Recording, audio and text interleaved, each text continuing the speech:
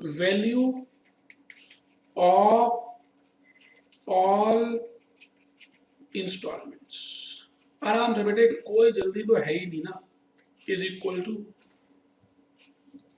बेटे 2.5 लाख रुपए plus 4 lakh, 3 instalment देनी है, तो बेटे 12 लाख हो गया, तो 14,50,000 आ गया। ये देखो बेटे, एक तो T0 में देनी है, एक T1, एक T2, एक T3। बेटे यहां पर हम दे रहे हैं 2.5 लाख, और यहां और यहां और यहां 4 लाख, 4 लाख और 4 लाख। बेटे टोटल 14,50 हो गया। ठीक है जी। Note number 2, cash down price. Cash down price बेटे एक बार देख लेते हैं। 10 लाख रुपए। So interest will be ₹4,50,000। Check कर लीजिए। इंटरेस्ट बेटे 4,50,000 रुपए का होगा। ठीक है जी, ठीक है जी। तो अब यहां देखिए आप, ये जैसे पहली बार 2.5 लाख रुपए दिए कैश डाउन पेमेंट में, यहां 4 लाख रुपए दिए, इधर 4 लाख रुपए दिए, और इधर भी 4 लाख रुपए दिए। अब बेटे यहां पर इंटरेस्ट थोड़ी ना होगा, क्योंकि तो शुरू में दे दिए, ये तो स्टार्टिंग में दे दिए ना, तो इसमें there will not be any interest element. यहां पर कोई भी इंटरेस्ट का एलिमेंट नहीं होगा। बेटे जो 4,50,000 का इंटरेस्ट है ना, यही छुपा हुआ है, इन्हीं में छुपा हुआ है बेटे। इसका मतलब इसमें दो चीजें हैं, principal interest, principal interest, principal interest. आराम से बेटे नोट 2 भी लिख लीजिए, कोई जल्दी है ही नहीं।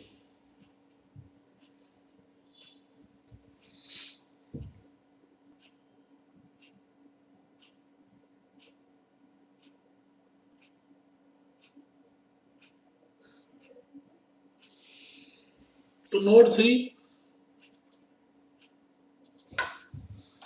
के आप मेन आंसर में आ रहे हैं। नोट 3 में वैसे आप लिखना चाहे लिख सकते हैं, we will calculate cash outflow in both the options and the option having lower cash outflow will be selected। बेटे करना तो वही है, आराम से देख लीजिए। नोट 1, नोट 2, नोट 3 मैंने लिखवा दिए। बेटे प्यार है ना, इसलिए तो लिखवा रहा हूं। अब मैं मेन आंसर की तरफ चलूंगा। तो आइए जी, मैं लिख रहा हूं question number 6, main answer, statement showing calculation of cash outflow in lease option year. Lease rent बेटे ये तो बिफोर टैक्स ही होंगे। टैक्स सेविंग, टैक्स की जो छूट मिलती है बेटे। Lease rent after tax. Present value factor and बेटे प्रेजेंट वैल्यू।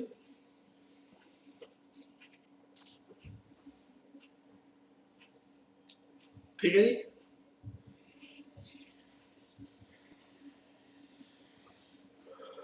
तो चलिए बेटे 1, 2, 3 और लीज रेंट कितना दिया बेटे?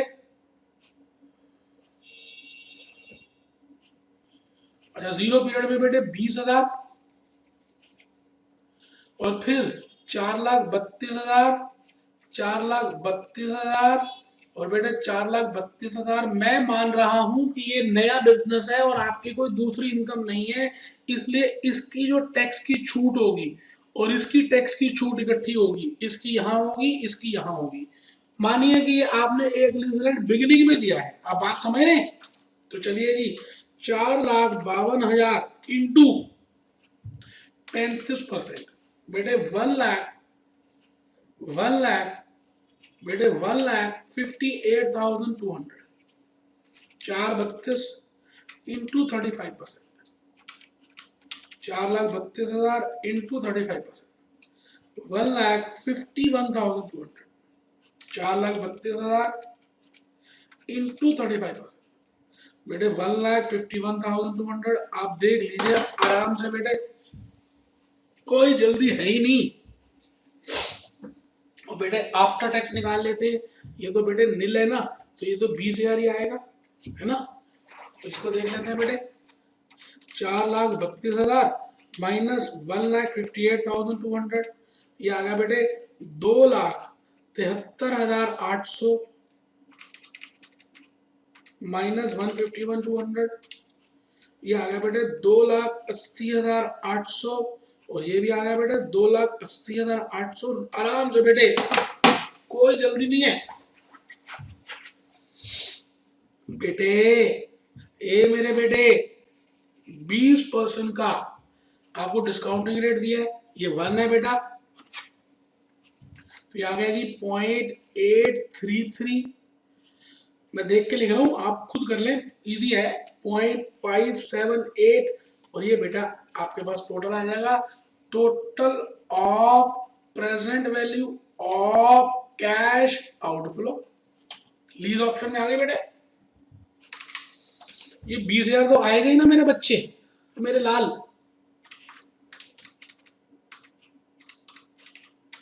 ये लिख लिया बेटा 2,28,075,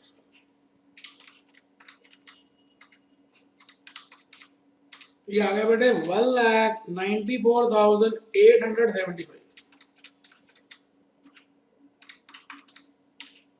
ये आ गया बेटे 1,62,302,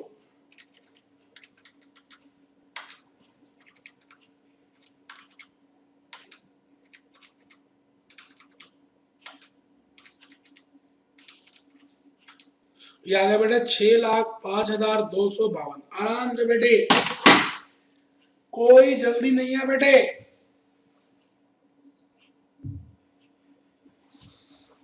चांस की बात है बेटे, लीज का आंसर नहीं दिया, मैं अपनी बुक में लिख रहा हूं ताकि मैं नए एडिशन में लिखवा पाऊं। लीज ऑप्शन में बहुत ही इजी है, 6,05,252 रुपीज की आपके पास है और मैं हायर परचेज में चल रहा हूं, और बस बेटे खत्म हो जाएगा 6 और एक 7 करना है, चैप्टर क्लोज। तो चलिए जी, लिखना शुरू कर दीजिए। Statement showing calculation of cash outflow in hire purchase option.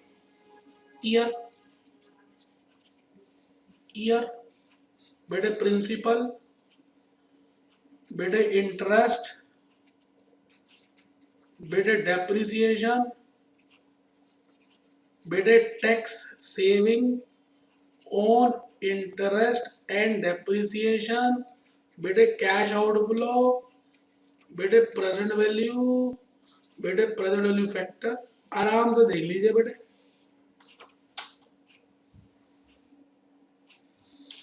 0, 1, 2, 3। बेटे डाउन पेमेंट देते हैं ना पहले 2.5 लाख रुपए की। अब मुझे यहां पर पहले इंटरेस्ट और प्रिंसिपल अलग अलग करना पड़ेगा, तो मैं एक वर्किंग नोट बना रहा हूं, working note 2, statement showing calculation of principal and interest. Statement showing calculation of principal and interest. बेटे 4 लाख यहां दिए, 4 लाख यहां दिए, 4 लाख यहां दिए, 3 बार दिया बेटे। 4,50,000 रुपए का सूद दिया, वो मैंने पहले ही कैलकुलेट कर दिया। इसका मतलब यहां पर आउटस्टैंडिंग कितने थे? 12 लाख। यहां आउटस्टैंडिंग कितने थे? 8 लाख। और यहां पर आउटस्टैंडिंग कितने थे? 4 lakh. Amount outstanding, amount outstanding बेटे 12 लाख, बेटे 8 लाख और बेटे 4 लाख। तो आप बताइए इस 4,50,000 का किस रेशो में बाइफिकेशन करना चाहिए? 12 लाख इस टू 8 लाख इस टू 4 लाख।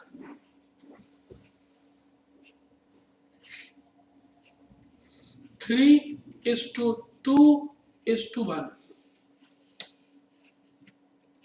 3:2:1, 3:2:1। तो बेटे आराम से हम चलेंगे। 4.5 लाख को हम 3:2:1 की रेशो में डिवाइड करेंगे और मैं यहां पे लिखूंगा जैसे 4.5 लाख है डिवाइडेड बाय 6 इंटू 3, बेटे 2,25,000 divided by 3 into 2, 1,50,000 divided by 2 और बेटे 75,000। ये चेक कर लीजिए। इसका मतलब 4 लाख की जो इंस्टॉलमेंट दी थी उसमें इंटरेस्ट इतना था, तो बेटे 1,75,000 का प्रिंसिपल हो गया। 4 लाख की इंस्टॉलमेंट जो दी थी उसमें बेटे 2.5 लाख रुपए यहां पर आ गए। 4 लाख जो यहां दी थी माइनस 75,000 यहां आ गए, बेटे 3,25,000 आपके सामने आ गए।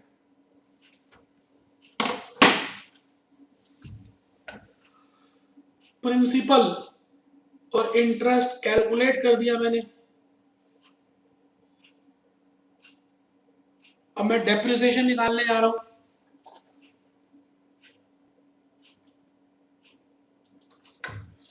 Depreciation is equal to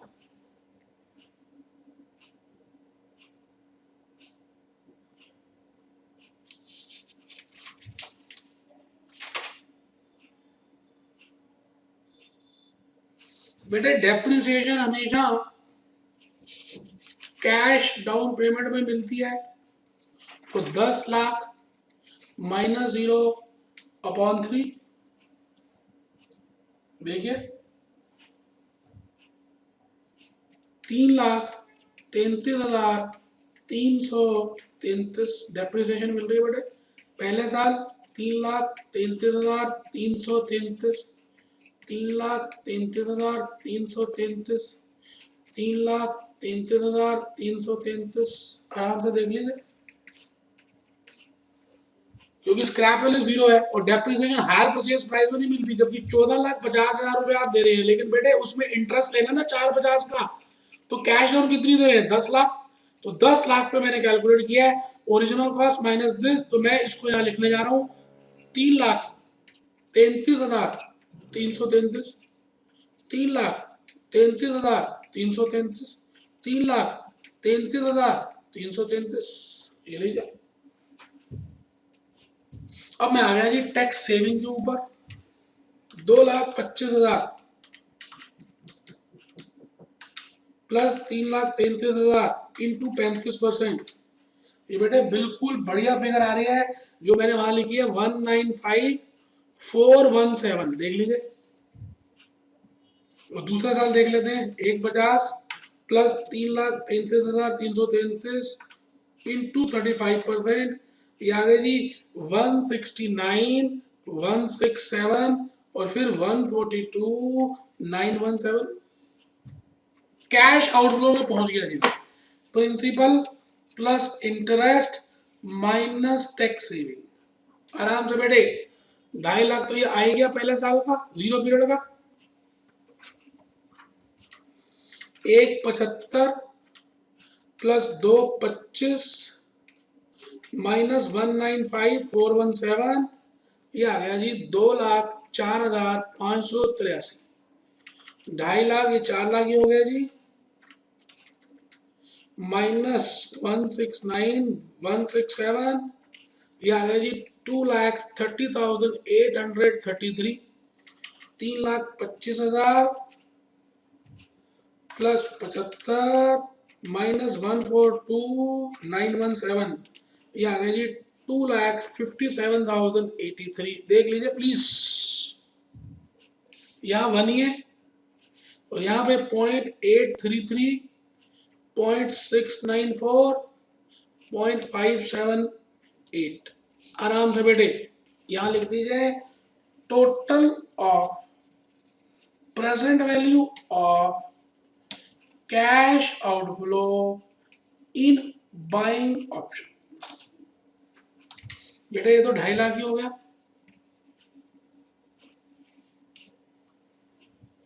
204,583 into 0.833, ये आ गया बेटे 170,417 है बेटे। जो मैं कैलकुलेटर मैंने लिखा 47 है, वो डेसिमल की वजह से। अब जो लिखा मैं तो उसी तरह से आंसर निकाल रहा हूँ क्योंकि मैं लाइव कर रहा हूँ।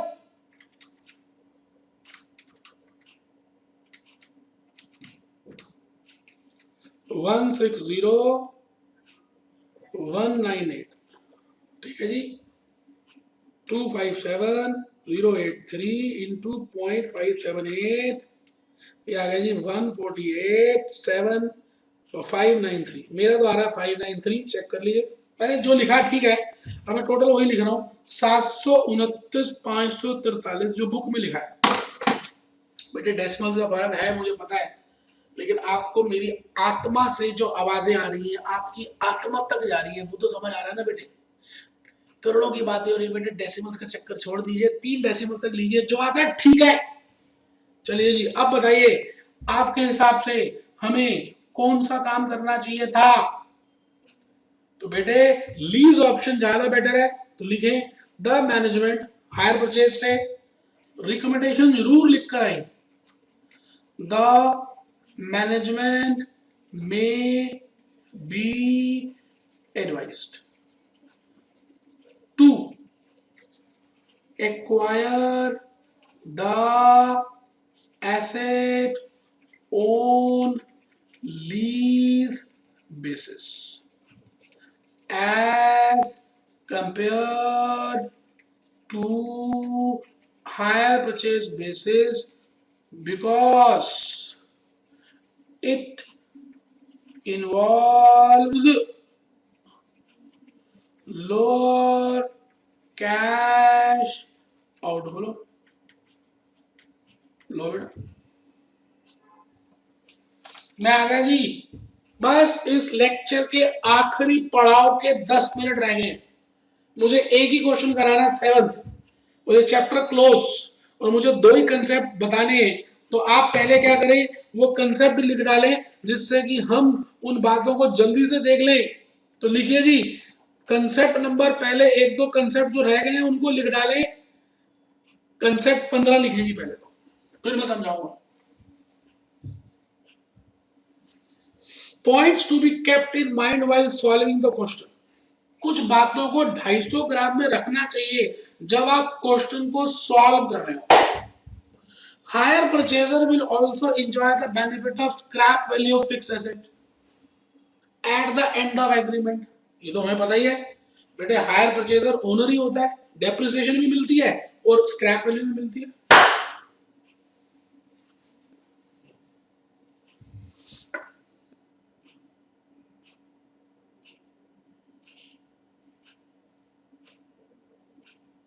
बेटे अब मैं ये कहना चाह रहा हूं कि आपको क्वेश्चन में ये समझना है कि आप लेजी के लिए कर रहे हैं या लेजर के लिए कर रहे हैं। और अगर लेजी के लिए कर रहे हैं तो लोन ऑप्शन है या हायर परचेज ऑप्शन है। बेटे यहां तक समझना है। अभी तक हमने जितने भी क्वेश्चंस किए वो लेजी के लिए किए, यूजर के लिए किए। तो बेटे क्वेश्चन पढ़ने के बाद, जैसे अभी हमने एक बड़ा क्वेश्चन किया था पी सिक्योरिटी लिमिटेड और ए सिक्योरिटी लिमिटेड। पी जो था वो लेजर था और ए जो था वो लेजी था। तो बेटा ये पता होना चाहिए ना कि लेजी के लिए करें, लेजर के लिए करें, लेजी के लिए करें, लेजर के लिए करें। और उसके बाद लोन ऑप्शन है या हायर परचेज है। ये सारी बातें बेटे प्रैक्टिस करते करते आ जाएंगी। कहते हैं जब हम लगातार काम करते हैं तो हमें उसकी कुछ और भी ज्यादा सफलता मिलती है। तो लिखे, मैंने यहाँ लिखा है lessor, lessee, borrower, hire purchaser. ये चार बातें समझनी होंगी। स्टेप नंबर 1 यही है बेटे। स्टेप नंबर 1 आप लिख लें, always read and find out. लिखें, लिखा नहीं हुआ उसमें। Step number 1, always read and find out whether the question is from the point of view of. Always read and find out. Step number 1. Step number 1. Always read and find out whether the question is from the point of view of leisure, lazy, borrower और hire purchaser. ठीक है जी। Step 2.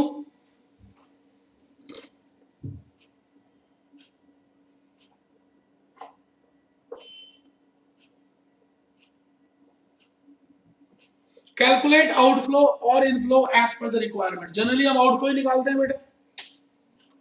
मैं तो ये कहता हूं आपके सिटी में आपके दोस्त आपके कहीं और पढ़ रहे हो तो जरा आप फेस टू फेस भी चेक कर लीजिए। आपको यूट्यूब से रिकॉर्डेड से ज्यादा पता है जितना उनको फेस टू फेस से नहीं पता। दावा इस बात का बेटे, इस तरह से कंसेप्ट कोई नहीं बताए होंगे बेटे। क्या बात कर दी आपने। फिर डिस्काउंटिंग रेट निकाल लीजिए। लेजर के लिए हम वेटेड कॉस्ट लेते हैं, लेजी के लिए और बोरोवर के लिए केडी लेते हैं। ये बात मैं बता चुका हूं इंटरेस्ट रेट के बेसिस पर। ठीक। स्टेप 2 लिखिए, स्टेप 3 लिखिए, स्टेप 2 लिखिए, स्टेप 3 लिखिए। लिख लिया जी। स्टेप 1 क्या था? Read the question and try to find out whether it is from the point of view of lessor, lessee, borrower और hire purchaser. Step 1, step 2, step 3, step 4। अगर लेजर के लिए पूछ रहे जो अभी मैंने कराना, अभी कराया नहीं, अभी समझाऊंगा, ठंड रख लेना, मुंह छोटा ना करो। लेजर के लिए मैं एनपीवी निकालूंगा, लेजी के लिए आउटफ्लोस, यूजर के लिए आउटफ्लोस और स्टेप नंबर 5 रिकमेंडेशन। अगर एनपीवी पॉजिटिव है तो लेजर के लिए एक्सेप्ट और बाकी सब के लिए जहां पर आउटफ्लो काम आएगी। ठीक है जी, लिख लीजिए please.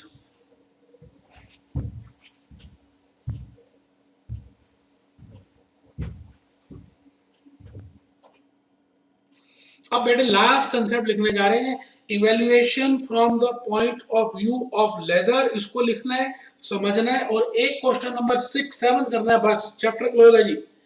Evaluation from the point of view of lessor. Evaluation from the point of view of laser.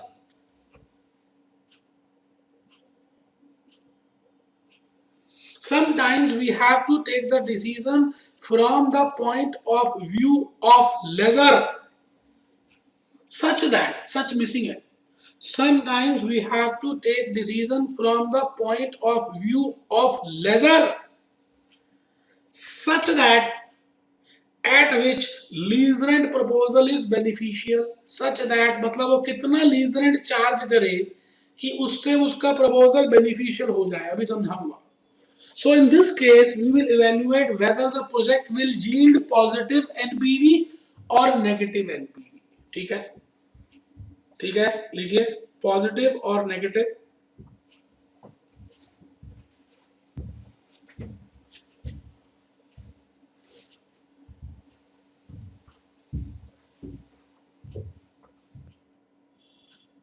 Following are the steps.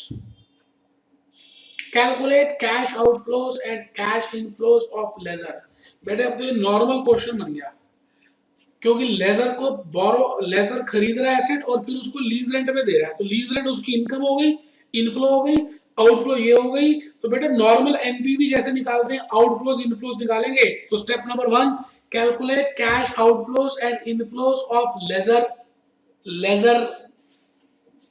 अब मेजर आउटफ्लोज क्या होंगी बेटे? Cost of asset purchased, cost of asset purchased, cost of asset purchased, other items which must be taken as per requirement of the question। अगर कोई दूसरी items दी हुई है तो उनको देख लेंगे। cost of assets purchased, second other items which must be taken as per the requirement of the question. Major inflows क्या होंगी बेटे? एक तो उसकी इनफ्लो होगी लीज रेंट रिसीव होगा, अच्छा लीज रेंट इनकम है तो उस पर टैक्स चार्ज होगा, तो नेट ऑफ टैक्स देखना है। फिर सेकंड पॉइंट है टैक्स सेविंग ऑन डेप्रिसिएशन, क्योंकि उसको डेप्रिसिएशन मिलेगी क्योंकि लेजर तो मालिक है, लेजी नहीं था ना, लेदर तो मालिक है, और scrap value adjusted for tax if applicable. आराम से बेटे, कोई जल्दबाजी है ही नहीं।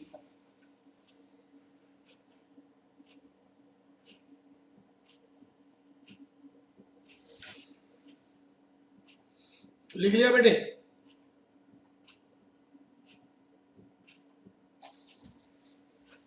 उसके बाद कुछ नहीं बेटे, calculate discounting rate on the basis of overall cost of capital. अभी समझाऊंगा कि ओवरऑल क्यों लेते हैं। Calculate suitable discounting rate on the basis of overall discount cost of capital, खत्म। और उसके बाद रिकमेंडेशन देंगे बेटे, ये लिख लीजिए। Step 3, calculate NPV bye preparing following format. हम एक फॉर्मेट प्रिपेयर करेंगे,